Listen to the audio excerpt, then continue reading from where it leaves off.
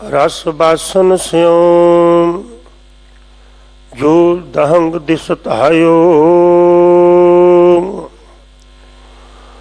गोबिंदवाल गोबिंदपुरी सम जलन तीर विभास बनायो। गयो दुख दूर बरखन को सो गुरु मुख देख गुरु सुख पायो। वाहिगुरु साहिब जी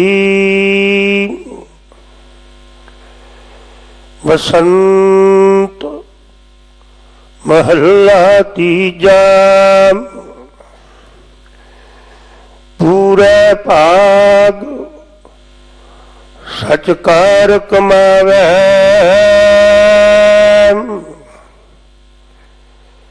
एको चेता फिर जोन न आवे। पूरे भाग सचकार कमावे। एको चेता फिर जोन न आवे। सफल जन्म इस जग में आया। साच नाम सहज समाया। गुरमुख कार करो लिवलाए। हर नाम सेवो विचों आप गवाए। रहाओ तिस जन की है साची बाणी।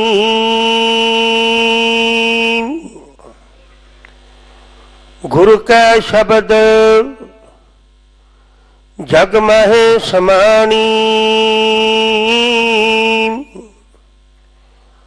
चहुं जुग बसरी साची सोए।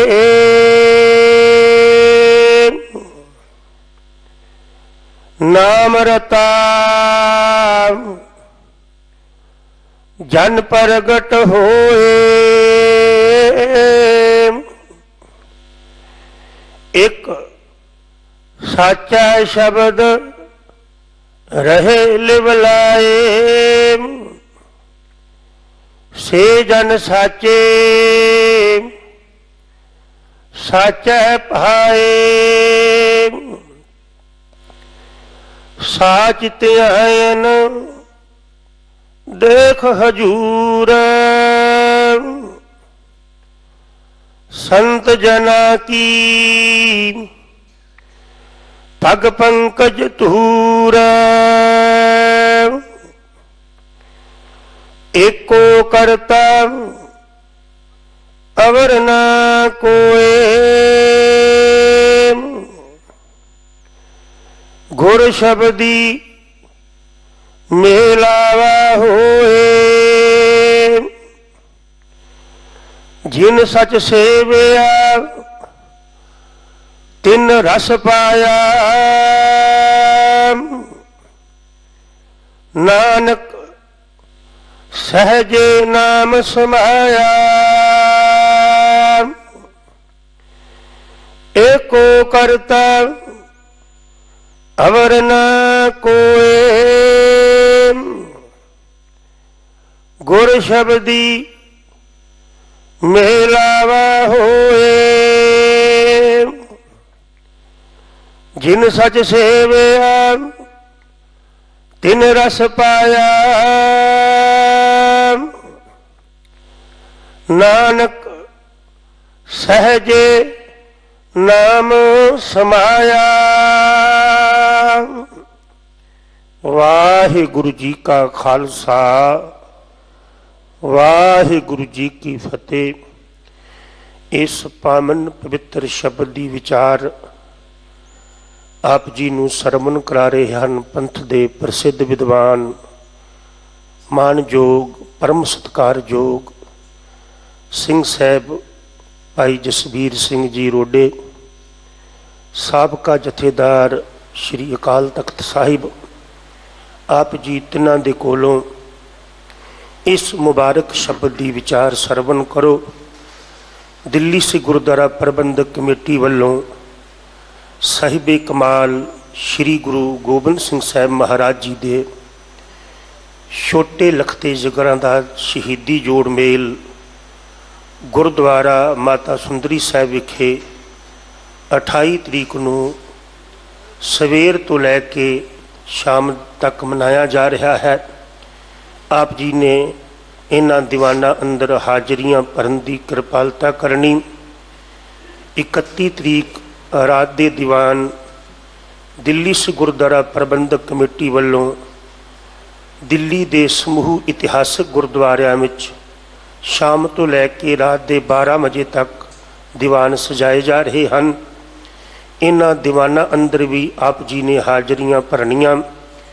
ਜਦ ਵੀ ਆਪ ਜੀ ਗੁਰਦੁਆਰਾ ਸਾਹਿਬ ਯਾਤਰਾ ਕਰਦੇ ਹੋ ਤੇ ਗੁਰਦੁਆਰਾ ਸਾਹਿਬ ਜੀ ਦੀ ਸਾਫ ਸਫਾਈ ਦਾ ਹਰ ਜਗ੍ਹਾ ਤੇ ਖਾਸ ਤੌਰ ਤੇ ਖਿਆਲ ਰੱਖਿਆ ਜਾਏ। ਆਓ ਹੁਣ ਆਪ ਜੀ ਨੂੰ ਪੰਥ ਦੇ ਪ੍ਰਸਿੱਧ ਵਿਦਵਾਨ, ਮਾਨਯੋਗ, ਸਤਿਕਾਰਯੋਗ ਸਿੰਘ ਸਾਹਿਬ ਗਿਆਨੀ ਜਸਬੀਰ ਸਿੰਘ ਜੀ ਰੋਡੇ, ਸਾਬਕਾ ਜਥੇਦਾਰ ਸ਼੍ਰੀ ਅਕਾਲ ਤਖਤ ਸਾਹਿਬ ਜੀ ਸਰਵਣ ਕਰਾਉਣਗੇ ਜੀ। ਵਾਹਿਗੁਰੂ ਜੀ ਕਾ ਖਾਲਸਾ, ਵਾਹਿਗੁਰੂ ਜੀ ਕੀ ਫਤਿਹ। ਵਾਹਿਗੁਰੂ ਜੀ।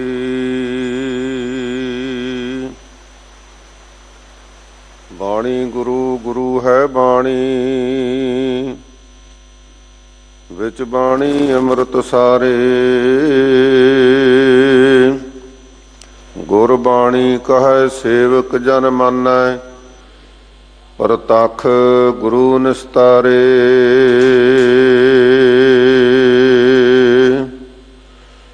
ਗਗਨ ਦਮਾਮਾ ਬਾਜਿਓ, ਪਰਿਓ ਨਿਸ਼ਾਨੇ ਘਾਓ। ਖੇਤ ਜੋ ਮਾਂਡਿਓ ਸੂਰਮਾ, ਅਬ ਜੂਝਣ ਕੋ ਦਾਓ। ਸੂਰਾ ਸੋ ਪਹਿਚਾਨੀਐ, ਜੋ ਲਰੈ ਦੀਨ ਕੇ ਹੇਤ।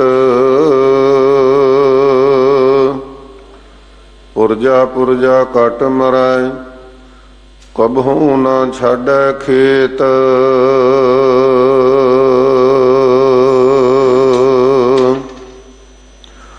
ਸਤਿਗੁਰੂ ਗਰੀਬ ਨਵਾਜ, ਪਾਤਿਤ ਪਾਵਨ ਭਗਤ ਵਛਲ ਕਿਰਪਾ ਦੇ ਖਜ਼ਾਨੇ, ਧੰਨ ਗੁਰੂ ਗ੍ਰੰਥ ਸਾਹਿਬ ਸੱਚੇ ਪਾਤਸ਼ਾਹ ਜੀ ਦੇ ਪਾਵਨ ਪਵਿੱਤਰ ਹਜ਼ੂਰੀ ਅੰਦਰ, ਧੰਨ ਗੁਰੂ ਹਰਕ੍ਰਿਸ਼ਨ ਸਾਹਿਬ ਸੱਚੇ ਪਾਤਸ਼ਾਹ ਜੀ ਦੇ ਚਰਨ ਛੋਹ ਮੁਬਾਰਕ ਸਥਾਨ ਗੁਰਦੁਆਰਾ ਸ੍ਰੀ ਬੰਗਲਾ ਸਾਹਿਬ ਵਿਖੇ ਅੰਮ੍ਰਿਤ ਵੇਲੇ ਤੋਂ ਹੀ ਬਹੁਤ ਸਾਰੀਆਂ ਗੁਰੂ ਕੀਆਂ ਪਿਆਰੀਆਂ ਸਿੱਖ ਸੰਗਤਾਂ ਸ਼ਰਧਾ ਭਾਵਨਾ ਸਹਿਤ ਸੇਵਾ ਵਿੱਚ, ਸਿਮਰਨ ਵਿੱਚ, ਨਿਤਨੇਮ ਵਿੱਚ ਜੁੜੀਆਂ ਹੋਈਆਂ ਹਨ।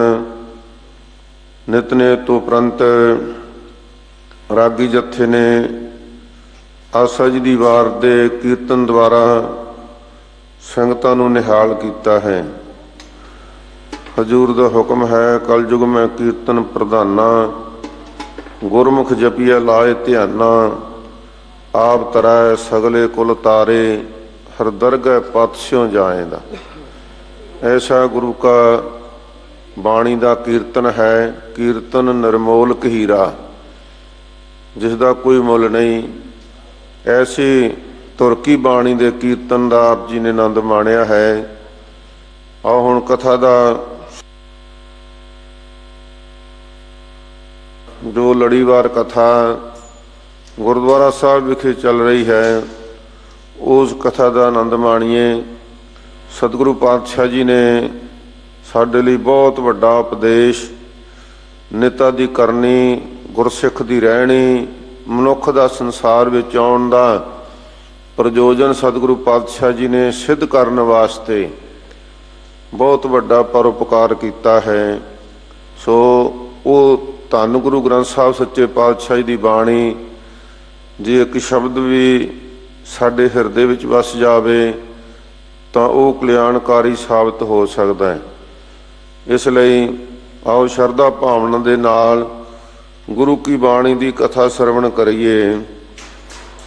ਸਾਧ ਸੰਗਤ ਜੀ, ਜਿਸ ਵੇਲੇ ਧੰਨ ਗੁਰੂ ਅਮਰਦਾਸ ਮਹਾਰਾਜ ਸੱਚੇ ਪਾਤਸ਼ਾਹ ਜੀ ਗੋਇੰਦਵਾਲ ਸਾਹਿਬ ਵਿਖੇ ਸਜੇ ਹੋਏ ਨੇ, ਦੂਰ ਦਰੇਡਿਆਂ ਤੋਂ ਰੋਜ਼ਾਨਾ ਹੀ ਗੁਰੂ ਕੀਆਂ ਸਿੱਖ ਸੰਗਤਾਂ ਸਤਿਗੁਰੂ ਪਾਤਸ਼ਾਹ ਜੀ ਦੇ ਦਰਸ਼ਨ ਦੀਦਾਰਿਆਂ ਵਾਸਤੇ ਆਉਂਦੀਆਂ ਹਨ।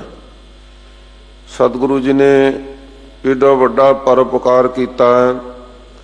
ਇਸ ਪਾਵਨ ਸਥਾਨ ਤੇ ਬੌਲੀ ਸਾਹਿਬ ਦੀ ਸਿਰਜਣਾ ਕੀਤੀ, ਜਿਸ ਦੀਆਂ 84 ਪੌੜੀਆਂ ਬਣਾਈਆਂ।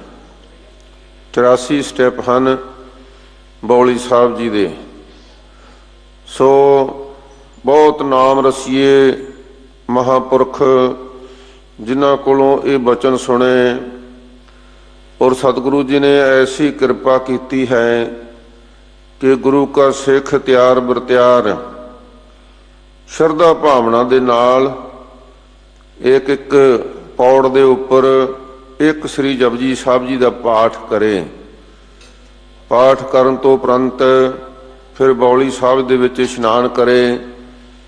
ਰਸਤੇ ਵਿੱਚ ਵਾਹਿਗੁਰੂ ਵਾਹਿਗੁਰੂ ਵਾਹਿਗੁਰੂ ਵਾਹਿਗੁਰੂ ਜਪਦਾ ਜਾਵੇ ਤੇ ਜਪਦਾ ਆਵੇ। ਫਿਰ ਦੂਸਰੇ ਸਟੈਪ ਦੇ ਉੱਪਰ ਦੂਸਰੇ ਪੌੜ ਦੇ ਉੱਪਰ ਜਪਜੀ ਸਾਹਿਬ ਜੀ ਦਾ ਪਾਠ ਕਰੇ।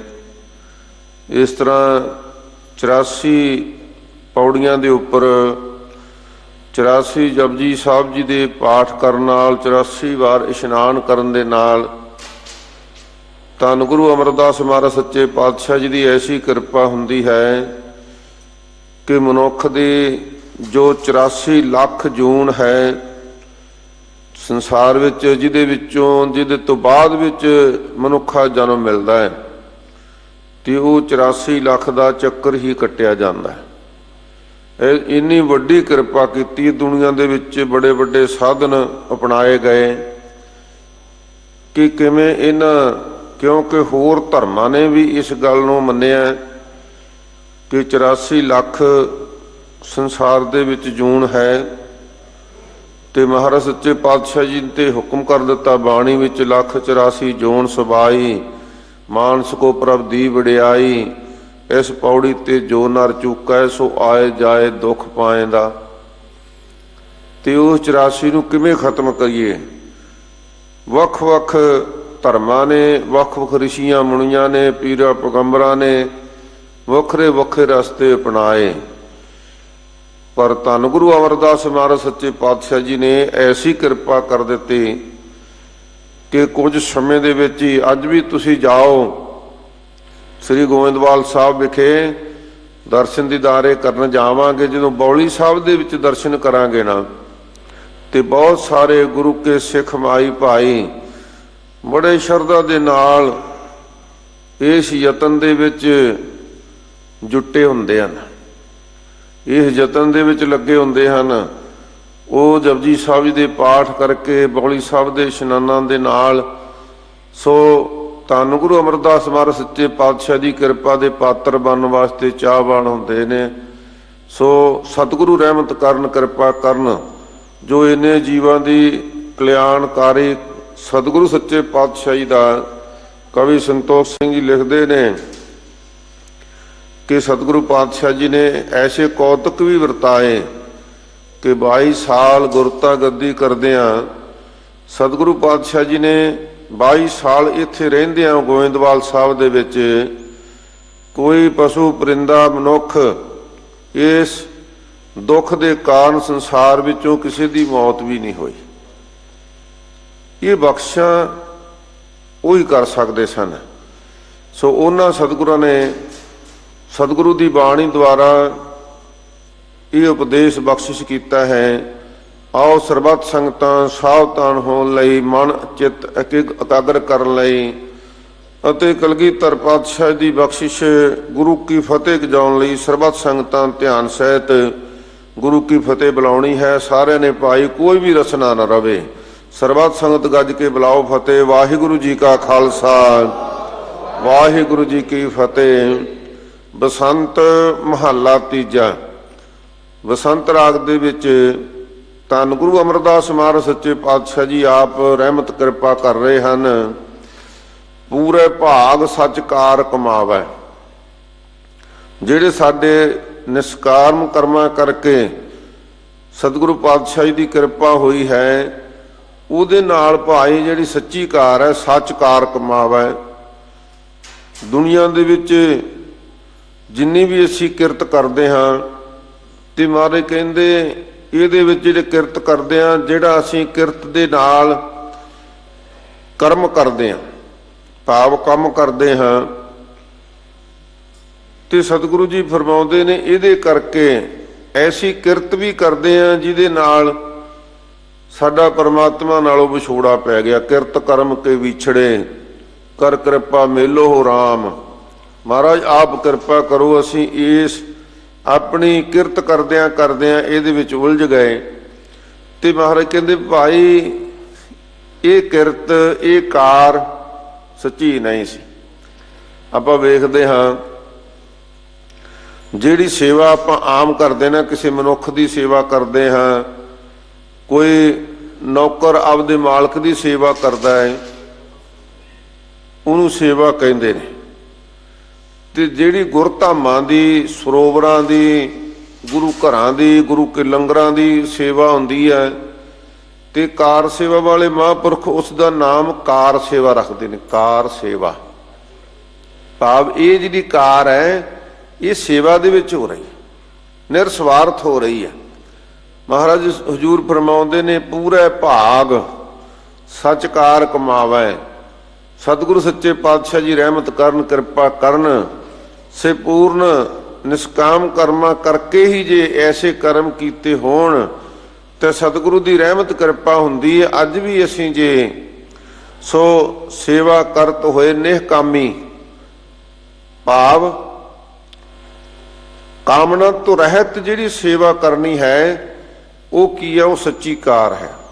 ਮਹਾਰਾਜ ਕਹਿੰਦੇ ਭਾਈ ਉਹ ਸੇਵਾ ਜਿਹੜੀ ਸਤਿਗੁਰੂ ਪਾਤਸ਼ਾਹ ਦੀ ਕਿਰਪਾ ਦੇ ਦੁਆਰਾ ਸੇਵਾ ਮਿਲਦੀ ਹੈ, ਉਹ ਸੱਚੀ ਕਾਰ ਪ੍ਰਾਪਤ ਹੁੰਦੀ। ਉਹ ਗੁਰੂ ਕੇ ਸਿੱਖ ਫਿਰ ਸੇਵਾ ਕਮਾਉਂਦੇ ਨੇ, ਉਸ ਕਾਰ ਵਿੱਚ ਲੱਗ ਜਾਂਦੇ ਨੇ, ਉਸ ਕਾਰ ਨੂੰ ਨਿਭਾਉਂਦੇ ਨੇ, ਉਸ ਸੇਵਾ ਦੇ ਵਿੱਚ ਤਤਪਰ ਰਹਿੰਦੇ ਨੇ। ਦ੍ਰਿੜਤਾ ਸਹਿਤ ਸੁਚੇਤਤਾ ਸਹਿਤ ਐਸੀ ਗੁਰੂ ਕੀ ਸੇਵਾ ਫਿਰ ਮਿਲਦੀ ਹੈ ਤਾਂ ਉਸ ਨੂੰ ਨਿਭਾਉਂਦੇ ਹਨ।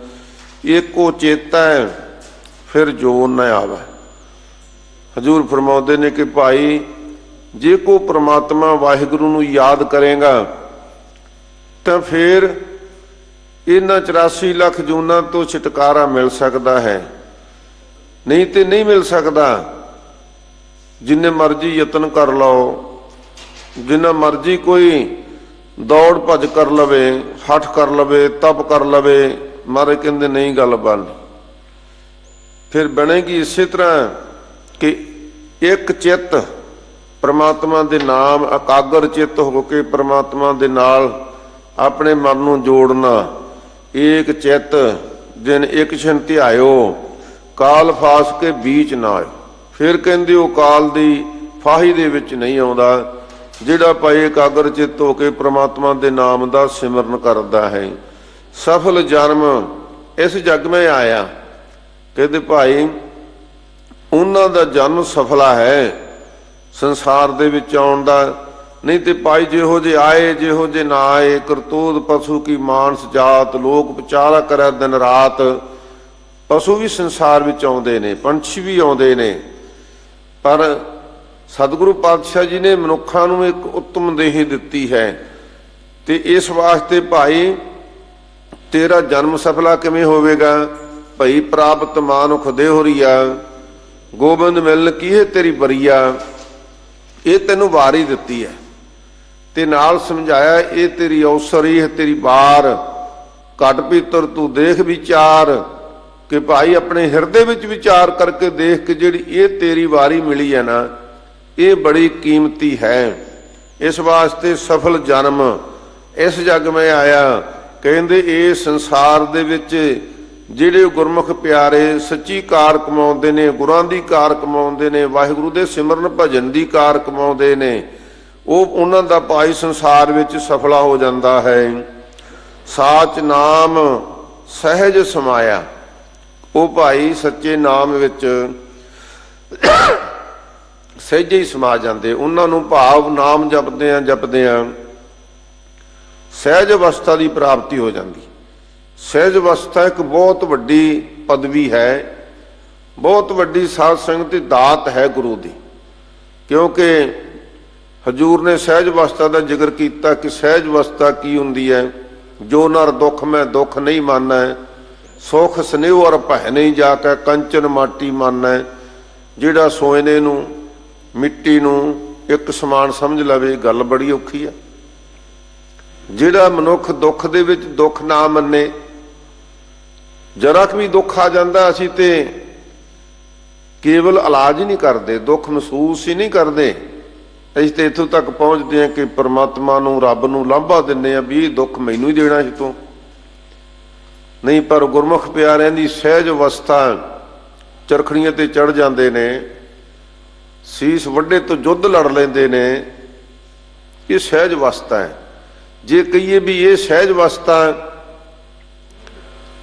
ਉਹਨਾਂ ਦੀ ਉਮਰ ਕਰਕੇ, ਉਹਨਾਂ ਦੀ ਭਗਤੀ ਕਰਕੇ ਨਹੀਂ ਭਾਈ, ਨਾਲ ਨਜ਼ਰ ਕਰਕੇ, ਪਰਮਾਤਮਾ ਦੀ ਨਜ਼ਰ ਕਰਕੇ। ਅੱਜ ਜਿਨ੍ਹਾਂ ਦਿਨਾਂ ਵਿੱਚੋਂ ਆਪਾਂ ਲੰਘ ਰਹੇ ਹਾਂ ਸਾਧ ਸੰਗਤ ਜੀ, ਇਹ 8 ਪੋਹ ਤੋਂ 13 ਪੋਹ ਦੇ ਦਿਨ ਜਿਹੜੇ ਨੇ, ਅੱਜ 12 ਪੋਹ ਆ।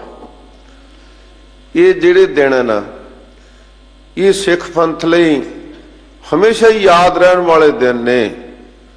ਕਿਉਂਕਿ ਕਲਗੀਧਰ ਪਾਤਸ਼ਾਹ ਗੁਰੂ ਗੋਬਿੰਦ ਸਿੰਘ ਮਹਾਰਾਜ ਸੱਚੇ ਪਾਤਸ਼ਾਹ ਜੀ ਨੇ ਖਾਲਸਾ ਪੰਥ ਨਾਲ ਜੋ ਬਚਨ ਕੀਤੇ, ਉਹ ਦੁਨੀਆ ਦੇ ਸਾਹਮਣੇ ਕਰਕੇ ਨਿਭਾ ਕੇ ਔਰ ਬਹੁਤ ਵੱਡਾ ਉਪਦੇਸ਼ ਦੇ ਕੇ ਸਤਿਗੁਰੂ ਨੇ ਦੁਨੀਆ ਦੇ ਵਿੱਚ ਇੱਕ ਦੁਨੀਆ ਤੋਂ ਨਿਰਾਲਾ ਇਤਿਹਾਸ ਸਿਰਜ ਦਿੱਤਾ। ਕੇਵਲ ਖਾਲਸਾ ਨਿਰਾਲਾ ਹੀ ਨਹੀਂ ਬਣਾਇਆ, ਇਹਦੇ ਨਾਲ ਇਤਿਹਾਸ ਵੀ ਨਿਰਾਲਾ ਸਿਰਜ ਦਿੱਤਾ। ਦੁਨੀਆ ਦੇ ਇਤਿਹਾਸ ਪੜ੍ਹ ਲਓ, ਪਰ ਤੁਹਾਨੂੰ ਕਿਧਰੇ ਵੀ ਇਹੋ ਜਿਹੀ ਸ਼ਹਾਦਤ ਨਹੀਂ ਮਿਲੇਗੀ ਜਿਹੜੀ ਸ਼ਹਾਦਤ ਬਾਬਾ ਜ਼ੋਰਾਵਰ ਸਿੰਘ, ਬਾਬਾ ਫਤਿਹ ਸਿੰਘ ਦੀ ਸ਼ਹਾਦਤ ਹੈ। ਕਈ ਵਾਰ ਅਸੀਂ ਅਸਲੀਅਤ ਤੋਂ ਭੁਲੇਖਾ ਖਾ ਜਾਂਦੇ ਹਾਂ, ਅਸਲੀਅਤ ਤੋਂ ਪਾਸੇ ਚਲੇ ਜਾਂਦੇ ਹਾਂ, ਜਾਂ ਆਪਣੇ ਵੇਗ ਵਿੱਚ ਹੀ ਸਮਝੋ, ਪਿਆਰ ਵਿੱਚ ਸਮਝੋ, ਵਿਰਾਗ ਵਿੱਚ ਸਮਝੋ। ਪਿਛਲੇ ਕਈ ਸਾਲਾਂ ਤੋਂ ਦੇਖ ਰਹੇ ਹਾਂ ਕਿ ਇਹਨਾਂ ਦਿਨਾਂ ਨੂੰ ਕੇਵਲ ਵਿਰਾਗ ਦੇ ਵਿੱਚ ਮਨਾਇਆ ਜਾਂਦਾ। ਵਿਰਾਗ ਵੀ ਹੈ, ਪਰ ਸਾਧ ਸੰਗਤ ਜੀ ਇਹ ਤੇ ਫਖਰ ਹੈ, ਕੌਮ ਦਾ ਫਖਰ ਹੈ। ਜੇ ਅਸੀਂ ਧਿਆਨ ਨਾਲ ਦੇਖਾਂਗੇ ਨਾ ਕਿ ਧੰਨ ਬਾਬਾ ਫਤਿਹ ਸਿੰਘ ਜੀ ਦੀ ਉਮਰ 6 ਸਾਲ ਦੀ। ਜਦੋਂ ਅਸੀਂ ਇਹਨਾਂ, ਕਿਉਂਕਿ 3 ਫੱਗਣ ਸੰਮਤ 1753-55 ਦੇ ਵਿੱਚ ਸਾਹਿਬਜ਼ਾਦਾ ਫਤਿਹ ਸਿੰਘ ਦਾ ਜਨਮ ਹੁੰਦਾ ਹੈ ਤੇ 13 ਪੋਹ 1761 ਨੂੰ ਸ਼ਹਾਦਤ ਹੁੰਦੀ ਹੈ। ਕਿੰਨੇ ਦਿਨ ਬਣਦੇ ਨੇ? ਕਈ ਵਾਰ ਸੁਭਾਵਕ ਕਹਿ ਦਿੰਦੇ 7 ਤੇ 9 ਸਾਲ ਦੀ ਉਮਰ ਸੀ ਸਾਹਿਬਜ਼ਾਦਿਆਂ ਦੀ। ਨਹੀਂ ਭਾਈ, ਇੱਕ ਇੱਕ ਦਿਨ ਇਤਿਹਾਸ ਵਿੱਚ ਲਿਖਿਆ ਪਿਆ, ਫਿਰ ਕਿਉਂ ਭੁਲੇਖਾ ਖਾਂਦੇ ਆ? ਵੱਡੇ ਸਾਹਿਬਜ਼ਾਦੇ ਦੀ ਬਾਬਾ ਜ਼ੋਰਾਵਰ ਸਿੰਘ ਦੀ ਉਮਰ ਕਿੰਨੀ ਸੀ? 7 ਫੱਗਣ ਸੰਮਤ 1753 ਨੂੰ ਜਨਮ ਹੈ, 13 ਪੋਹ 1761 ਦੀ ਉਹਨਾਂ ਦੀ ਸ਼ਹਾਦਤ ਹੈ। 8 ਸਾਲ ਦੀ ਉਮਰ ਬਣੀ।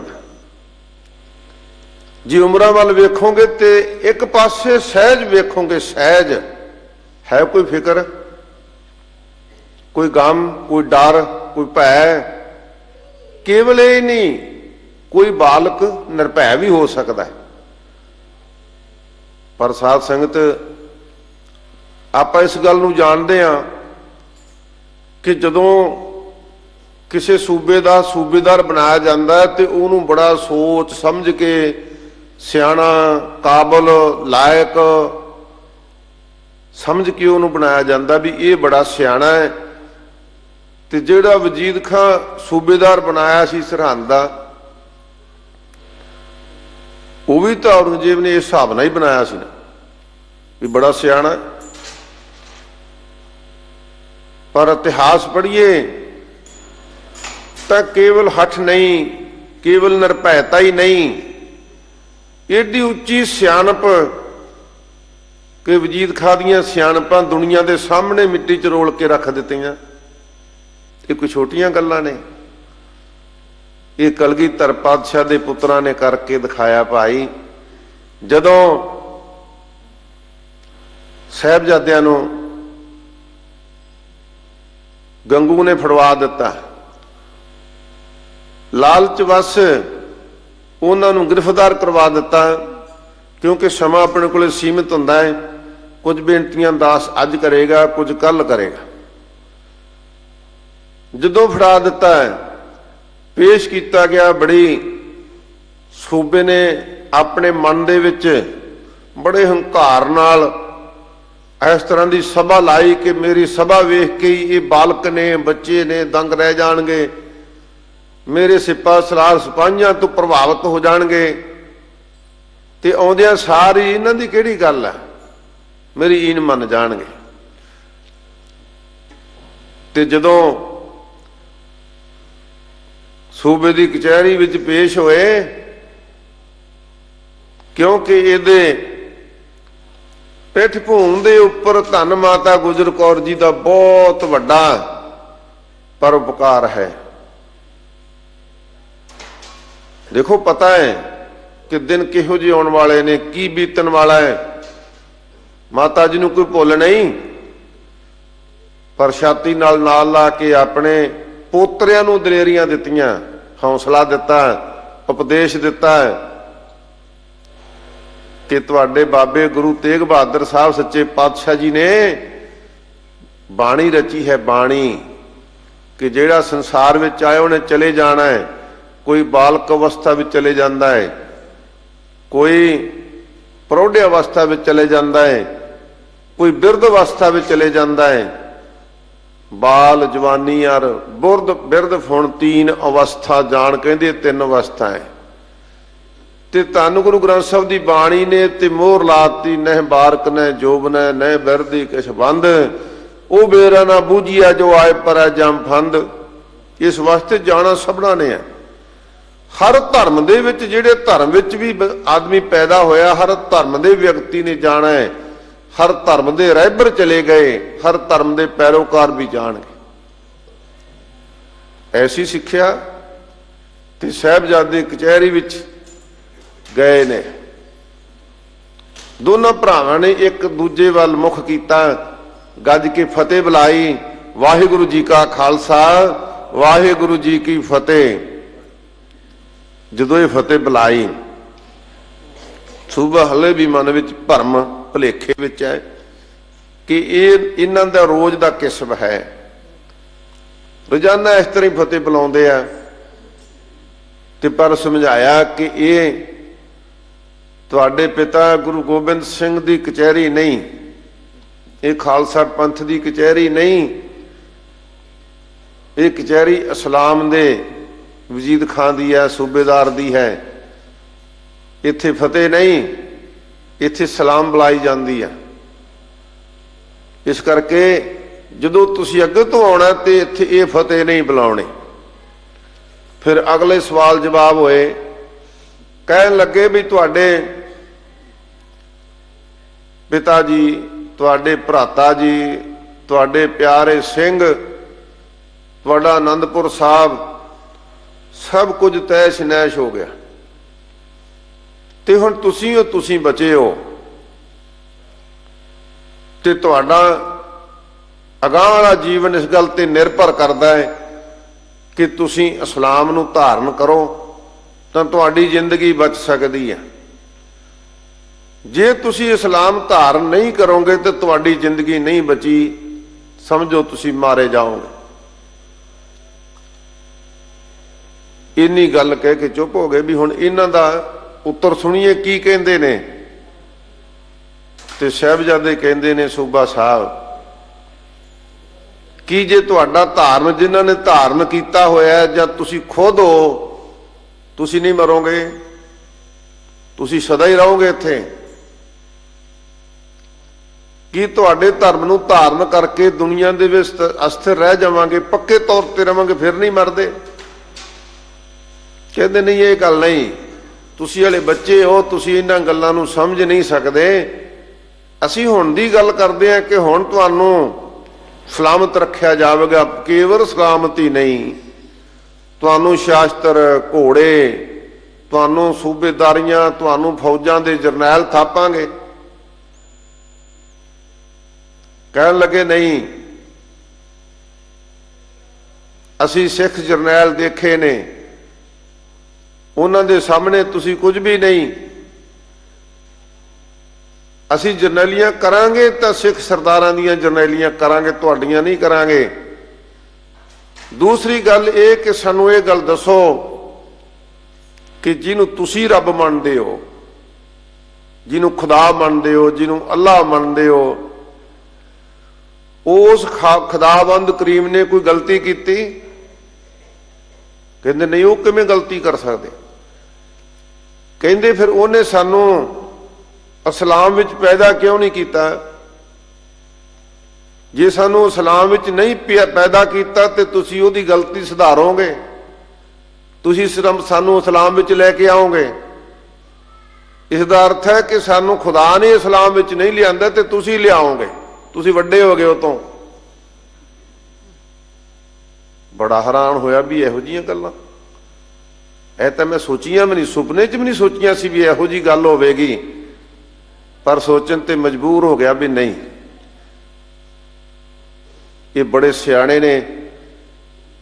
ਤੇ ਅਖੀਰ ਕਿਹਾ ਕਿ ਮੈਂ ਤੇ ਤੁਹਾਨੂੰ ਸਿਰਫ ਇੱਕ ਗੱਲ ਕਹਿਣੀ ਚਾਹਣਾ ਹੈ ਕਿ ਅੱਜ ਦਾ ਤੁਹਾਨੂੰ ਦਿਨ ਹੋਰ ਸੋਚਣ ਵਾਸਤੇ ਦਿਨ ਹੈ। ਦਾਦੀ ਮਾਂ ਦੇ ਨਾਲ ਹੋਰ ਆਪਣੀਆਂ ਵਿਚਾਰਾਂ ਕਰ ਲਿਓ, ਸਲਾਹ ਕਰ ਲਿਓ ਕਿ ਜੇ ਜ਼ਿੰਦਗੀ ਚਾਹੁੰਦੇ ਹੋ ਤੇ ਫਿਰ ਤੁਹਾਨੂੰ ਇਸਲਾਮ ਵਿੱਚ ਹੀ ਆਉਣਾ ਪਏਗਾ, ਨਹੀਂ ਤੇ ਤੁਹਾਡੀ ਜ਼ਿੰਦਗੀ ਇੱਥੇ ਹੀ ਖਤਮ ਕਰ ਦਿੱਤੀ ਜਾਏਗੀ। ਜਾਓ, ਚਲੇ ਜਾਓ। ਤੇ ਤੁਸੀਂ ਦਾਦੀ ਮਾਂ ਦੇ ਨਾਲ ਸਲਾਹਾਂ ਕਰਕੇ ਕੱਲ ਨੂੰ ਇਹ ਮਨ ਬਣਾ ਕੇ ਆਇਓ ਕਿ ਇਸ ਤਰ੍ਹਾਂ ਦੀ ਤਕਰਾਰ ਨਹੀਂ ਕਰਨੀ, ਇਸ ਤਰ੍ਹਾਂ ਦੀ ਦਲੀਲਬਾਜ਼ੀ ਵਿੱਚ ਨਹੀਂ ਪੈਣਾ, ਸਵਾਲ ਜਵਾਬ ਨਹੀਂ ਕਰਨੇ। ਜੋ ਇੱਥੋਂ ਕਿਹਾ ਜਾਵੇ ਉਸ ਨੂੰ ਸੱਤ ਕਰਕੇ ਮੰਨ ਲੈਣਾ, ਨਹੀਂ ਤਾਂ ਜਿਸ ਦਾ ਅੰਜਾਮ ਹੋਵੇਗਾ ਤੁਸੀਂ ਆਪ ਭੁਗਤ ਲੈਣਾ। ਸਾਹਿਬਜ਼ਾਦੇ ਜਾਣ ਲੱਗੇ, ਇੱਥੋਂ ਵਾਪਸ ਤੁਰੇ, ਮਾਤਾ ਜੀ ਕੋਲ ਪਹੁੰਚੇ ਨੇ। ਮਾਤਾ ਜੀ ਨੇ ਛਾਤੀ ਨਾਲ ਲਾਇਆ, ਦੁਲਾਰ ਕੀਤਾ, ਪਿਆਰ ਕੀਤਾ, ਪੁੱਛਿਆ ਕੀ ਵਾਪਰਿਆ, ਸਭ ਕੁਝ ਦੱਸਿਆ। ਬੜੇ ਪ੍ਰਸੰਨ ਹੋਏ ਮਾਤਾ ਜੀ। ਅੱਜ ਦੀਆਂ ਮਾਤਾਵਾਂ ਵਾਸਤੇ ਕਿੱਡੀ ਵੱਡੀ ਸਿੱਖਿਆ ਹੈ, ਕਿੱਡੀ ਵੱਡੀ ਸਾਧ ਸੰਗਤ ਜੀ, ਇਹ ਪੰਥ ਲਈ ਸਿੱਖਿਆ ਹੈ। ਧੰਨ ਮਾਤਾ ਗੁਜਰ ਕੌਰ ਜੀ ਪੁੱਛਦੇ ਨੇ, ਸਾਹਿਬਜ਼ਾਦਿਓ ਜਦੋਂ ਇਹ ਕੁਝ ਵਾਪਰਿਆ ਤੁਹਾਨੂੰ ਡਰ ਤਾਂ ਨਹੀਂ ਲੱਗਾ? ਕਹਿੰਦੇ ਨਾ ਮਾਤਾ ਜੀ, ਤੁਸੀਂ ਸਾਨੂੰ ਦੱਸਿਆ ਸੀ ਕਿ ਸਾਡੇ ਦਾਦਾ ਧੰਨ ਗੁਰੂ ਤੇਗ ਬਹਾਦਰ ਸਾਹਿਬ ਸੱਚੇ ਪਾਤਸ਼ਾਹ ਜੀ ਨੇ ਇੱਕ ਧਰਮ ਨੂੰ ਬਚਾਉਣ ਵਾਸਤੇ ਆਪਣਾ ਸੀਸ ਬਲੀਦਾਨ ਦਿੱਤਾ ਹੈ, ਤੇ ਅਸੀਂ ਆਪਣਾ ਧਰਮ ਬਚਾਉਣ ਵਾਸਤੇ ਕਿਉਂ ਡਰਾਂਗੇ? ਮਾਤਾ ਜੀ ਬਿਲਕੁਲ ਨਹੀਂ ਡਰੇ। ਬੜੇ ਪ੍ਰਸੰਨ ਹੋਏ। ਮਾਤਾ ਨੇ ਹੋਰ ਦ੍ਰਿੜਤਾ ਦੇ ਨਾਲ ਪਰਪੱਖ ਕੀਤਾ, ਪੁੱਤਰੋ ਡਰਨਾ ਵੀ ਨਹੀਂ, ਇਹ ਜ਼ਿੰਦਗੀਆਂ ਤੇ 4 ਦਿਨ ਦੀਆਂ, ਇਤਿਹਾਸ ਬਣਦਾ ਇਹਨਾਂ ਗੱਲਾਂ ਦੇ ਨਾਲ ਆਪਣੇ ਧਰਮ ਤੇ ਪਹਿਰਾ ਦੇਣਾ। ਅੱਜ ਇੱਥੇ ਛੋਟੇ ਛੋਟੇ ਬੱਚਿਆਂ ਲਈ, ਅੱਜ 6 ਸਾਲ ਦਾ ਬੱਚਾ ਕੋਈ ਭਾਗਾਂ ਵਾਲਾ ਵਿਰਲਾ ਹੋਵੇਗਾ ਜਿਹਨੂੰ ਜਪਜੀ ਸਾਹਿਬ ਯਾਦ ਹੋਵੇਗਾ, ਕੋਈ ਵਿਰਲਾ। ਤੇ ਧੰਨ ਬਾਬਾ ਫਤਿਹ ਸਿੰਘ ਧਰਮ ਦੀ ਨੀਂਹ ਉਸਾਰਨ ਵਾਸਤੇ, ਪੰਥ ਦੀ ਨੀਂਹ ਉਸਾਰਨ ਵਾਸਤੇ, ਕੌਮ ਦੀ ਨੀਂਹ ਉਸਾਰਨ ਵਾਸਤੇ ਨੀਹਾਂ ਵਿੱਚ ਖੜੋ ਕੇ ਵੀ ਇਹੀ ਗੱਲ ਕਹਿਣਗੇ। ਧੰਨ ਮਾਤਾ ਗੁਜਰ ਕੌਰ ਜੀ ਸਿੱਖ ਕੌਮ ਦੀਆਂ तमाम ਮਾਤਾਵਾਂ ਨੂੰ ਕਿੱਡੀ ਵੱਡੀ ਸਿੱਖਿਆ ਦੇ ਰਹੀਆਂ ਨੇ ਕਿ ਆਪਣੇ ਪੁੱਤਰਾਂ ਨੂੰ ਦੁਲਾਰੋ, ਆਪਣੇ ਪੁੱਤਰਾਂ ਨੂੰ ਛਾਤੀਆਂ ਨਾਲ ਲਾਓ, ਪ੍ਰੇਮ ਕਰੋ ਤੇ ਸਿਰ ਤੇ ਹੱਥ ਫੇਰਦਿਆਂ ਹੋਇਆਂ ਜ਼ਰੂਰ ਕਹੋ ਕਿ ਪੁੱਤਰਾ ਆ ਕੇਸ ਤੇਰੇ ਕਲਗੀਧਰ ਪਾਤਸ਼ਾਹ ਦੀ ਮੋਹਰ ਹੈ, ਇਹਨਾਂ ਕੇਸਾਂ ਵਿੱਚ ਮਿੱਟੀ ਘੱਟਾ ਨਾ ਪਵੇ, ਇਹਨਾਂ ਕੇਸਾਂ ਨੂੰ ਸਲਾਮਤ ਰੱਖਣਾ ਆਪਣਾ ਫਰਜ਼ ਬਣਦਾ ਹੈ। ਤੇ ਆਹ ਦੇਖ ਛੋਟੀ ਉਮਰ ਦੇ ਵਿੱਚ ਵੱਡੀਆਂ ਸ਼ਹਾਦਤਾਂ ਤੇ ਵੱਡੇ ਇਤਿਹਾਸ ਸਿਰਜ ਕੇ ਸਾਹਿਬਜ਼ਾਦਿਆਂ ਨੇ ਸਾਨੂੰ ਸਿੱਖਿਆ ਦਿੱਤੀ। ਇਹ ਸਾਡਾ ਫਰਜ਼ ਬਣਦਾ। ਅਸੀਂ ਕਿੱਧਰ ਨੂੰ ਤੁਰ ਪਏ? ਅਸੀਂ ਕੇਵਲ ਵਿਰਾਗ ਲੈ ਲਿਆ, ਵਿਰਾਗ। ਸਾਡੇ ਚੰਗੇ ਵਿਦਵਾਨ, ਚੰਗੇ ਮੰਨੇ ਪਰਮੰਨੇ ਰਾਗੀ,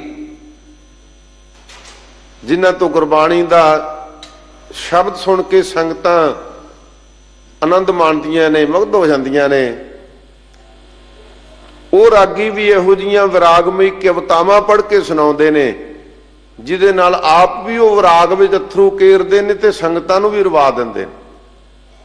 ਠੀਕ ਹੈ, ਵਿਰਾਗ ਇੱਕ ਕਲਾ ਹੈ, ਪਰ ਇਹ ਕੇਵਲ ਵਿਰਾਗ ਦੀ ਗੱਲ ਹੈ। ਸਾਹਿਬਜ਼ਾਦਿਆਂ ਦੀ ਸ਼ਹਾਦਤ ਇਹ ਤੇ ਏਡੇ ਵੱਡੇ ਫਖਰ ਦੀ ਗੱਲ ਹੈ ਜਿਹਦੇ ਕਰਕੇ ਅੱਜ ਦੁਨੀਆ ਵਿੱਚ ਅਸੀਂ ਸਿਰ ਉੱਚਾ ਕਰਕੇ ਚੱਲਦੇ ਹਾਂ, ਛਾਤੀ ਚੌੜੀ ਕਰਕੇ ਚੱਲਦੇ ਹਾਂ, ਕਿਉਂਕਿ ਤੁਸੀਂ ਸਿੱਖੀ ਨੂੰ ਪਰਖਿਆ ਆਰਿਆਂ ਤੇ, ਸਿੱਖੀ ਨੂੰ ਪਰਖਿਆ ਚਰਖੜੀਆਂ ਤੇ, ਉਬਲਦੇ ਦੇਗਿਆਂ ਵਿੱਚ, ਪਰ ਜਦੋਂ ਬਚਪਨ ਦੇ ਵਿੱਚ ਸਿੱਖੀ ਨੂੰ ਪਰਖਿਆ ਤੇ ਫਿਰ ਸਰਹੰਦ ਦੀਆਂ ਦੀਵਾਰਾਂ ਵਿੱਚ ਵੀ ਸਿੱਖੀ ਪਰਬਲ ਰਹੀ, ਸਿੱਖੀ ਦਾ ਬੋਲਬਾਲਾ ਰਿਹਾ, ਸਿੱਖੀ ਦੀਆਂ ਬੁਲੰਦੀਆਂ ਰਹੀਆਂ। ਇਹ ਸਾਡਾ ਮਾਣ ਨਹੀਂ, ਇਹ ਸਾਡਾ ਫਖਰ ਨਹੀਂ।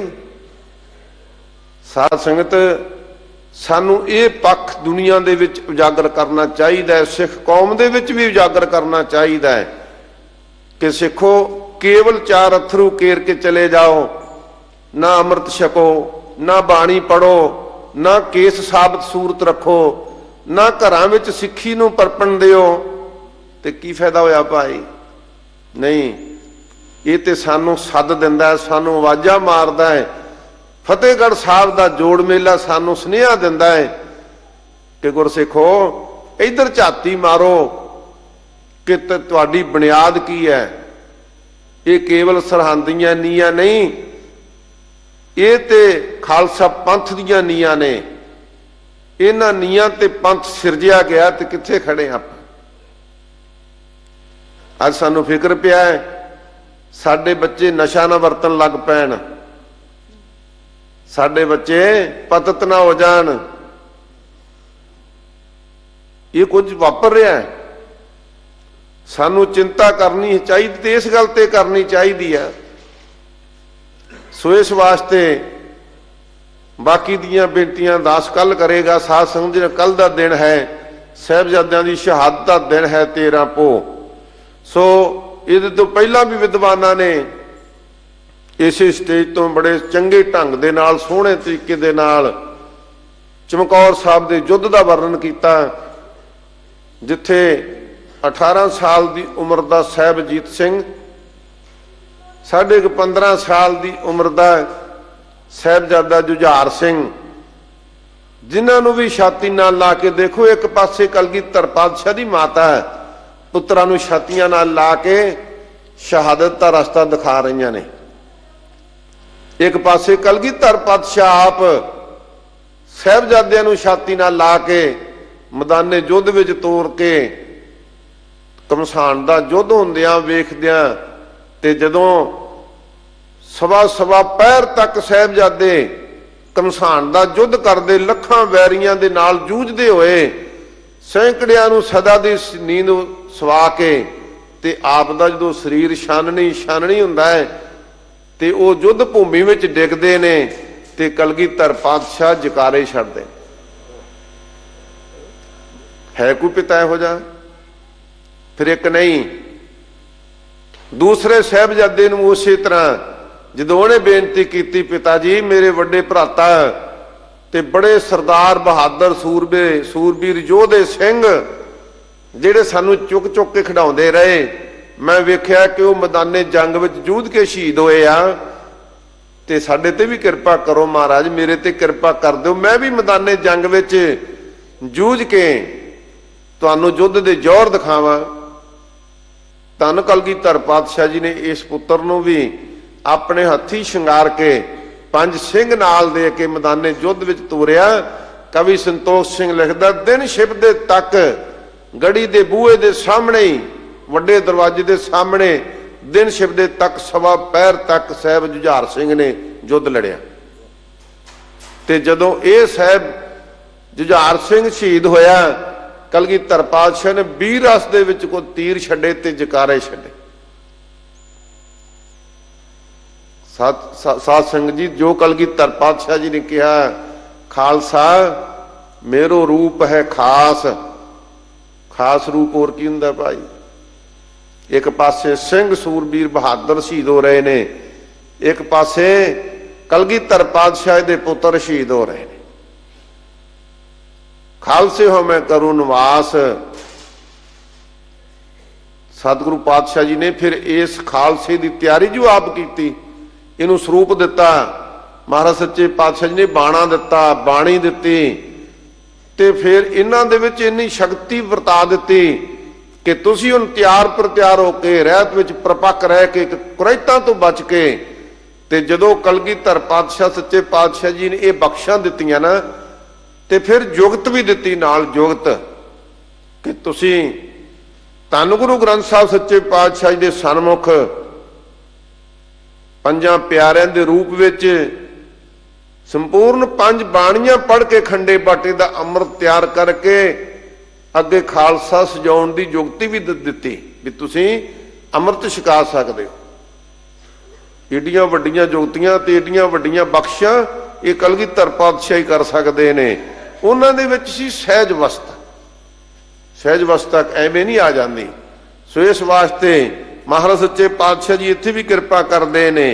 ਸਾਚ ਨਾਮ ਸਹਿਜ ਸਮਾਇਆ, ਜਿਹਨੇ ਭਾਈ ਸੱਚੇ ਨਾਮ ਦੀ ਭਗਤੀ ਕੀਤੀ, ਸੱਚੇ ਨਾਮ ਦਾ ਸਿਮਰਨ ਕੀਤਾ, ਉਹਨਾਂ ਦੇ ਅੰਦਰ ਸਹਿਜ ਅਵਸਥਾ ਆ ਜਾਂਦੀ ਹੈ।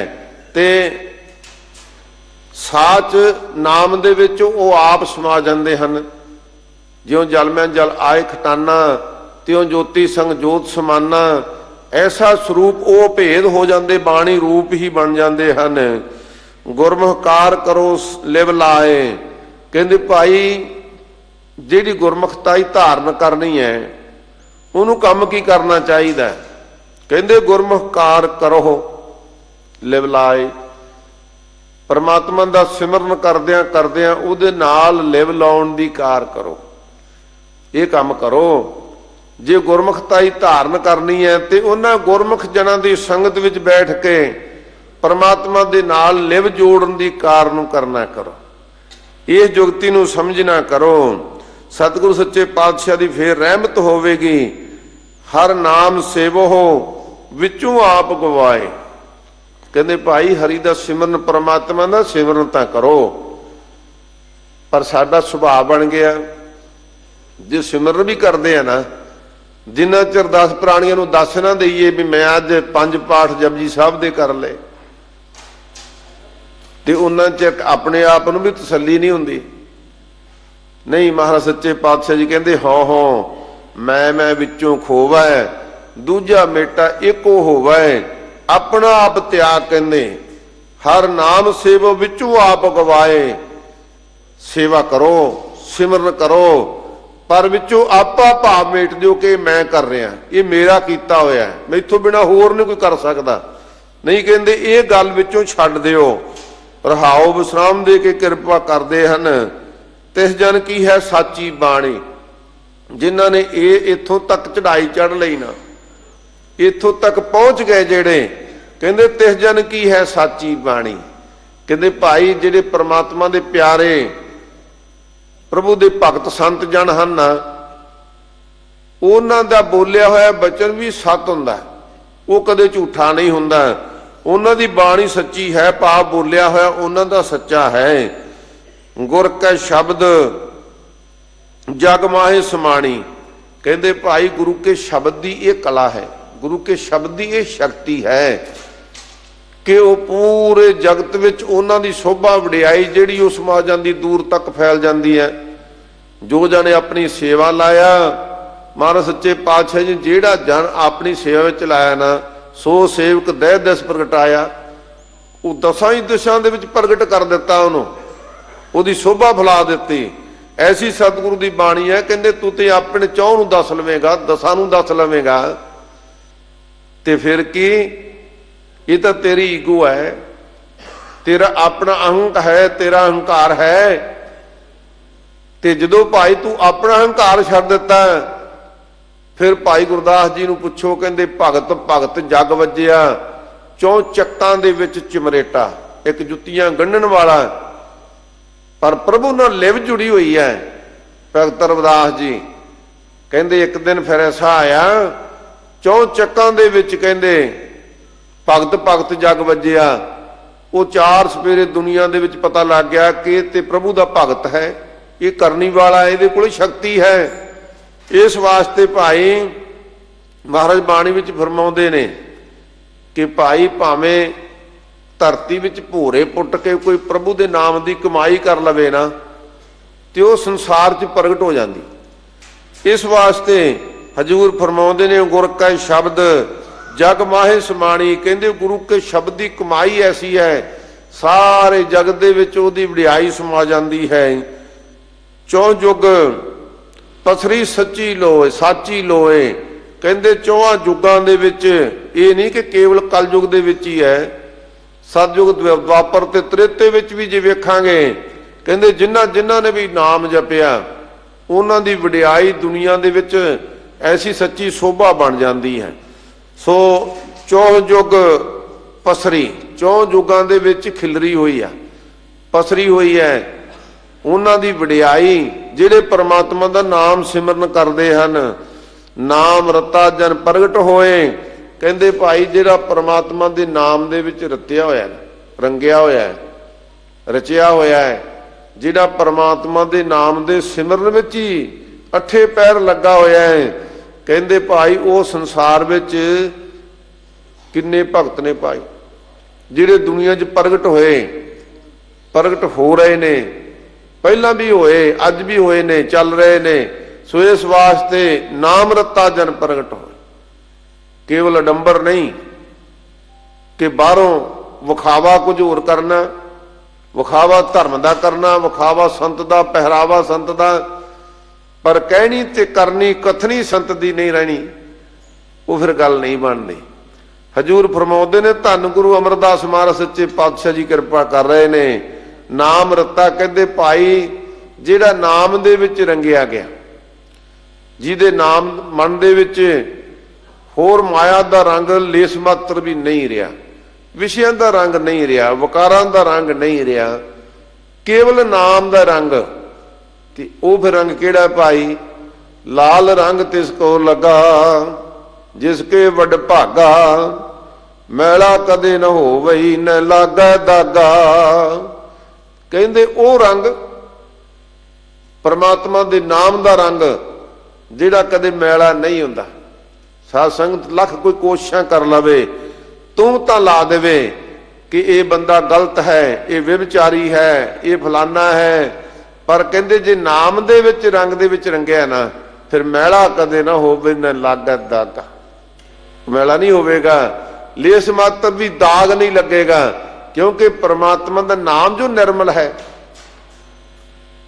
ਤੇ ਜੋ ਨਿਰਮਲ ਨਾਮ ਨੂੰ ਜਪਿਆ ਤੇ ਆਤਮਾ ਸੁੱਧ ਨਿਰਮਲ ਹੋ ਗਈ। ਤੇ ਫਿਰ ਈਰਖਾ ਵਸ ਜਿੰਨੇ ਮਰਜੀ ਈਰਖਾਲੂ ਲੋਕ ਈਰਖਾ ਕਰੀ ਜਾਣ, ਪਰ ਉਸ ਦੇ ਸਾਧ ਸੰਗਤ, ਉਸ ਦੀ ਆਤਮਾ ਪਰਮਾਤਮਾ ਨਾਲ ਜੁੜੀ ਹੋਣ ਕਰਕੇ ਉਹਦੇ ਤੇ ਮੈਲ ਦਾ ਰੰਗ, ਦੁਬਦਾ ਦਾ ਰੰਗ, ਦੂਸ਼ਣਾਂ ਦਾ ਰੰਗ, ਉਹਦੇ ਵਿੱਚ ਨਿੰਦਿਆ ਦਾ ਰੰਗ ਨਹੀਂ ਦਾਗ ਲਾ ਸਕਦਾ ਕੋਈ ਵੀ।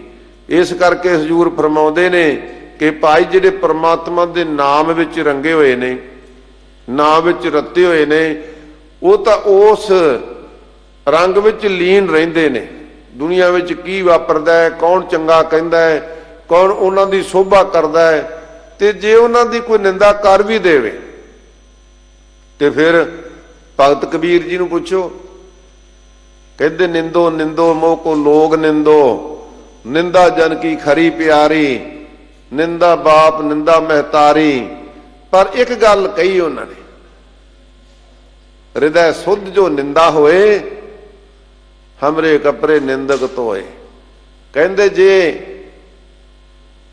ਪਖੰਡ ਹੈ ਨਾ, ਜੇ ਮਨ ਦੇ ਵਿੱਚ ਸਾਧ ਸੰਗਤ ਮੈਲ ਹੈ, ਵਿਸ਼ੇ ਨੇ, ਉਹ ਨਿੰਦਾ ਨਹੀਂ। ਨਿੰਦਾ ਕੀ ਹੁੰਦੀ ਹੈ? ਨਿੰਦਾ ਹੁੰਦੀ ਹੈ ਗੱਲ ਤਾਂ ਹੋਣੀ ਸੱਚੀ, ਤੇ ਉਹਨੂੰ ਝੂਠ ਕਰਕੇ ਪ੍ਰਸਾਰਨਾ, ਪ੍ਰਚਾਰਨਾ। ਸੱਚੀ ਗੱਲ ਨੂੰ ਝੂਠੀਆਂ ਤੁਹਮਤਾਂ ਲਾ ਕੇ ਉਹਨੂੰ ਛੁਟਿਆਉਣ ਦੀ ਕੋਸ਼ਿਸ਼ ਕਰਨੀ, ਇਹ ਨਿੰਦਾ।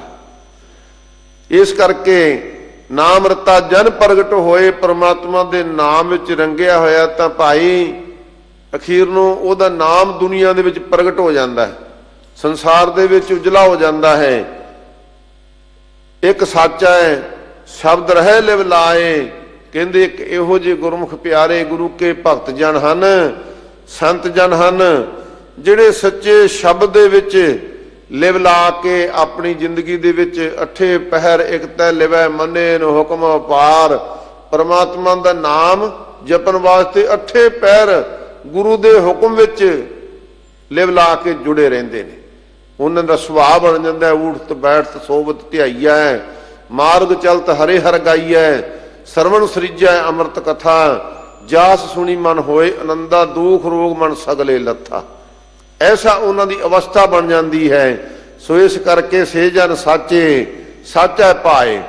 ਉਹ ਕਹਿੰਦੇ ਭਾਈ ਆਪ ਤਾਂ ਸੱਚੇ ਹੀ ਹੈ, ਕਿਉਂਕਿ ਉਹ ਸੱਚੇ ਪ੍ਰਭੂ ਦੇ ਉੱਪਰ ਭਾਵਨਾ ਰੱਖਦੇ, ਉਹਦੇ ਉੱਪਰ ਭਰੋਸਾ ਰੱਖਦੇ ਨੇ। ਤੇ ਇਸ ਕਰਕੇ ਜਿਹੜੇ ਆਪ ਦਿਲੋਂ ਸੱਚੇ ਨੇ, ਤੇ ਉਹ ਸੱਚੇ ਪ੍ਰਮਾਤਮਾ ਨੂੰ, ਵਾਹਿਗੁਰੂ ਨੂੰ ਭਾ ਜਾਂਦੇ ਨੇ। ਉਹਨਾਂ ਦੀ ਭਗਤੀ ਭਾ ਜਾਂਦੀ ਹੈ, ਪ੍ਰਵਾਨ ਹੋ ਜਾਂਦੀ ਹੈ। ਸਾਚ ਧਿਆਨ ਦੇਖ ਹਜੂਰ।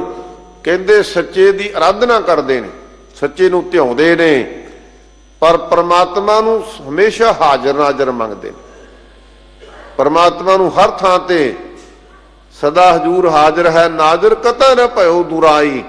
ਕਹਿੰਦੇ ਕਿਸੇ ਥਾਂ ਤੋਂ, ਕਿਸੇ ਸਮੇਂ ਤੋਂ, ਕਿਸੇ ਵਕਤ ਤੋਂ ਪਰਮਾਤਮਾ ਸਾਡੇ ਤੋਂ ਲਾਂਭੇ ਨਹੀਂ, ਅਸੀਂ ਉਹਦੀ ਨਜ਼ਰ ਵਿੱਚ ਹੈ। ਅੱਜ ਕੱਲ ਦੁਕਾਨਾਂ ਤੇ ਘਰਾਂ 'ਚ ਕੈਮਰੇ ਲੱਗੇ ਆ ਨਾ, ਤੇ ਉਹ ਲਿਖ ਕੇ ਵੀ ਲਾ ਆਉਂਦੇ ਨੇ ਵੀ ਤੁਸੀਂ ਕੈਮਰੇ ਦੀ ਨਜ਼ਰ ਵਿੱਚ ਹੋ। ਇਹਦੇ ਹੁੰਦੀਆਂ ਕਾਢਾਂ ਨੇ ਭਾਈ। ਆਪਾਂ ਹਮੇਸ਼ਾ ਹੀ ਜਨਮ ਤੋਂ ਲੈ ਕੇ ਮਰਨ ਤੱਕ ਪ੍ਰਭੂ ਪਰਮਾਤਮਾ ਦੇ ਕੈਮਰੇ ਦੀ ਨਜ਼ਰ ਵਿੱਚ ਆ। ਇਸੇ ਕਰਕੇ ਮਹਾਰਾਜ ਨੇ ਬਾਣੀ ਵਿੱਚ ਫਰਮਾਇਆ ਹੈ ਕਿ ਭਾਈ ਉਹ ਪਰਮਾਤਮਾ ਤਾਂ ਹਮੇਸ਼ਾ ਹੀ ਸਾਨੂੰ ਵੇਖਦਾ ਹੈ, ਸਾਨੂੰ ਤੱਕਦਾ ਹੈ। ਸਾਡੇ ਚੰਗੇ ਮਾੜੇ ਕਰਮ ਉਹਦੀ ਨਿਗਾਹ ਵਿੱਚ ਨੇ। ਅੱਗੋਂ ਦੇਖਿਆ, ਪਿੱਛੋਂ ਦੇਖਿਆ, ਤੁਝ ਤੇ ਕਹਾਂ ਛੁਪਾਈ। ਮਹਾਰਾਜ ਸੱਚੇ ਪਾਤਸ਼ਾਹ ਤੇਰੇ ਤੋਂ ਕੀ ਛੁਪਾ ਸਕਦੇ ਆ ਅਸੀਂ? ਨਹੀਂ ਭਾਈ, ਉਹ ਤਾਂ ਜਿਹੜੇ ਪ੍ਰਮਾਤਮਾ ਦੀ ਆਰਾਧਨਾ ਬੰਦਗੀ ਵਾਲਾ ਸੁਭਾਅ ਹੈ ਜਿਹੜਾ, ਜਦੋਂ ਉਹ ਪੈਦਾ ਹੁੰਦਾ ਨਾ, ਉਹ ਪੈਦਾ ਹੋਵੇਗਾ ਹੀ ਉਦੋਂ ਜਦੋਂ ਅਸੀਂ ਪ੍ਰਮਾਤਮਾ ਨੂੰ ਹਾਜ਼ਰ ਨਾਜ਼ਰ ਸਮਝਾਂਗੇ ਕਿ ਸਤਿਗੁਰੂ ਪਾਤਸ਼ਾਹ ਜੀ ਸਦਾ ਅੰਗ ਸੰਗੇ ਅਪੰਗ ਬਭੂਤੇ, ਸਾਡੇ ਨਾਲ ਹੀ ਹੈ ਪ੍ਰਮਾਤਮਾ। ਸਾਚ ਧਿਆਨ ਦੇਖ ਹਜੂਰ। ਕਹਿੰਦੇ ਉਹਨਾਂ ਦਾ ਧਿਆਨ ਸੱਚੇ ਵਿੱਚ ਤਾਂ ਜੁੜੇਗਾ ਜਦੋਂ ਪ੍ਰਮਾਤਮਾ ਨੂੰ ਹਾਜ਼ਰ ਨਾਜ਼ਰ ਸਮਝ ਲੈਣਗੇ। ਸੰਤ ਜਨਾ ਕੀ ਪਗ ਪੰਕਜ ਧੂਰ। ਤੇ ਕਹਿੰਦੇ ਭਾਈ ਜਿਹੜੇ ਸੰਤ ਜਾਨੇ, ਜਿਨ੍ਹਾਂ ਸਾਸ ਗਰਾਸ ਨਾ ਵਿਸਰੈ, ਹਰ ਨਾਮਾ ਮਨ ਮੰਤ, ਧਨ ਸੇ ਸਈ ਨਾਨਕਾ ਪੂਰਨ ਸੋਈ ਸੰਤ। ਐਸੇ ਸੰਤ ਜਿਹੜੇ ਪ੍ਰਮਾਤਮਾ ਦੇ ਨਾਮ ਵਿੱਚ ਰਚੇ ਹੋਏ ਨੇ। ਹਜੂਰ ਫਰਮਾਉਂਦੇ ਨੇ, ਕਹਿੰਦੇ ਐਸੇ ਸੰਤ ਜਨਾਂ ਦੀ ਪਗ ਪੰਕਜ, ਉਹਨਾਂ ਦੇ ਪਗ ਚਰਨਾਂ ਦੀ ਪੰਕਜ ਧੂੜ। ਸਤਿਗੁਰੂ ਪਾਤਸ਼ਾਹ ਸੱਚੇ ਪਾਤਸ਼ਾਹ ਜੀ ਕਹਿੰਦੇ ਉਹਨਾਂ ਦੇ ਪਦ ਨੂੰ, ਉਹਨਾਂ ਦੇ ਚਰਨਾਂ ਕਮਲਾਂ ਨੂੰ ਧੋ ਕੇ ਉਹਨਾਂ ਦੀ ਧੂੜ ਸਾਨੂੰ ਪ੍ਰਾਪਤ ਹੋ ਜਾਵੇ। ਐਸੀ ਸਤਿਗੁਰੂ ਦੇ ਪਿਆਰੇ ਵਿਰਲੇ ਨੇ ਭਾਈ ਜਿਹੜੇ ਮਨ ਵਿੱਚ ਇਹ ਭਾਵਨਾ ਰੱਖਦੇ ਨੇ ਕਿ ਪ੍ਰਭੂ ਦੀ ਪ੍ਰਾਪਤੀ ਤੇ ਹਲੇ ਬਾਅਦ ਚ ਹੋਵੇਗੀ। ਸਾਨੂੰ ਤਾਂ ਪ੍ਰਭੂ ਦੇ ਪਿਆਰਿਆਂ ਦੇ ਚਰਨ ਕਮਲਾਂ ਦੀ ਸੇਵਾ ਕਰਨ ਦਾ, ਚਰਨ ਕਮਲ ਧੋਣ ਦਾ ਸਾਨੂੰ ਸੁਭਾਗ ਪ੍ਰਾਪਤ ਹੋ ਜਾਵੇ ਤਾਂ ਅਸੀਂ ਫਿਰ ਵੀ ਆਪਣੇ ਆਪ ਨੂੰ ਸੁਭਾਗੇ ਸਮਝਾਂਗੇ। ਸੰਤ ਜਨਾਂ ਕੀ पग पंकज धूर, एको करता अवर ना कोए। वो वेखदे दुनिया विच करन वाला केवल करता पुरख एको ही है। सारी कीती हुई सृष्टि उसदी है, एको एक करता है जो सारी दुनिया नूं करदा है। एको करता जिहड़ा कुछ संसार विच होना ना करना जिहने, वो करता एको ही है, होर कोई कुछ नहीं कर सकता, कोई किसी दा कुछ विगाड़ नहीं सकता। वो मन में इन्नी भावना धारण कर लेंदे ने कि सब कुछ कीता तेरा होवे, कि महाराज सच्चे पातशाह सारा कुछ आप ही तुसीं करन वाले हो, ते तेरे तो बिना होर कोई कर नहीं सकता। गुर शब्दी मेलावा होए, ते समझते ने कि गुरु के शब्द द्वारा, वाहिगुरू शब्द द्वारा ਉਹਦੇ ਨਾਲ ਮਿਲਾਪ हो सकता। सारे जपिओ भाई वाहिगुरू वाहिगुरू वाहिगुरू वाहिगुरू।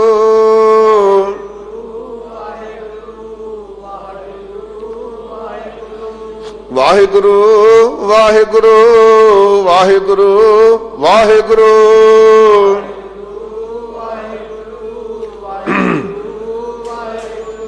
वाहिगुरू वाहिगुरू वाहिगुरू वाहिगुरू।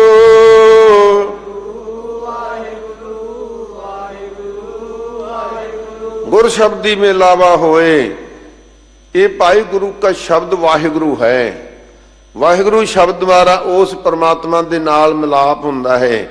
जिन सेविया, जिन सच सेविया तिन रस पाया।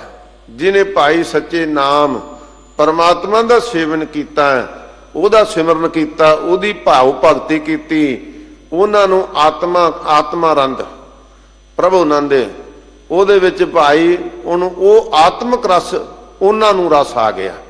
तो वह रस ਇਹੋ ਜਿਹਾ रस आया, उन्होंने समझ लिया कि भाई ਜਿਹੜਾ प्रभु का परमात्मा का रस है, ये बराबर होर कोई रस है ही नहीं।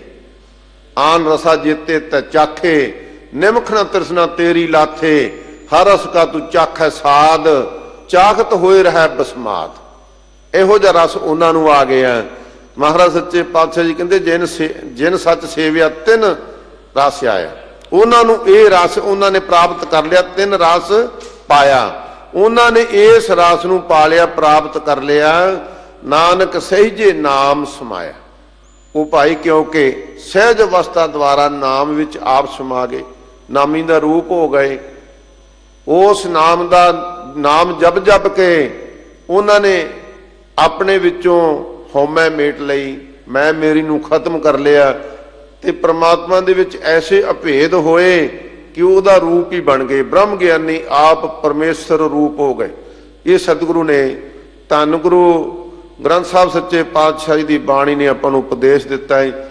धन गुरु अमरदास महाराज सच्चे पातशाह जी सर्व जीआं दे कल्याण करनहार गुरु ने। सो भाई उन्हां दा ये महान उपदेश है। सतगुरु रहमत करन, कृपा करन, अपने हिरदे विच वसे। सो यतन करो कि गुरु की बाणी नूं जिन्ना भी समा हो सके वाहिगुरू नाम सिमरन करिए। गुरु की बाणी धन गुरु ग्रंथ साहब का भी एक शब्द है कि भाई जिन्हों ने गुरु ग्रंथ साहब जी के दर्शन कर लेना, दर्शन किवें करांगे, तां ही करांगे ना। गुरु ग्रंथ साहब के संपूर्ण दर्शन किवें होणगे जदों असीं एक ओंकार तो लैके 18, 10, 20 तक गुरु की बाणी पढ़ांगे, तां ही दर्शन होणगे ना। इसलिए ये भी हर एक गुरसिख नूं यतन करना चाहिए है कि नेड़े ग्रंथी सिंह तो जिन्हें आप संथ्या की तो बाणी सिखो, बाणी पढ़ो। थोड़ा थोड़ा करके भी पढ़ांगे। ये मनूरथ साडी जिंदगी का एक जरूर साडा टारगेट होना चाहिए है कि एक बार जरूर धन गुरु ग्रंथ साहब जी दर्शन करने हैं, भाव आप सहज पाठ करना है, तो फिर गुरु की बख्शिश होवेगी। साध संगत जी बेअंती गलतियां भुलां होईयां ने, गुरु की संगत बख्श लवे। धन गुरु हरकृष्ण साहब सच्चे पातशाह जी कृपा करके बख्श लैन। सर्व संगतां दा बहुत बहुत धन्नवाद। सतगुरु पातशाह जी सो गुरु की सिक्ख्या नूं साडे हिरदे विच वसाउण। जिन सच सेविया तिन रस पाया, नानक सहजे सहज समाया।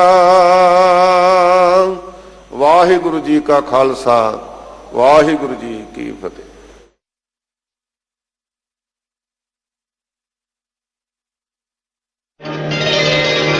श्री हरि कृष्ण पे आए,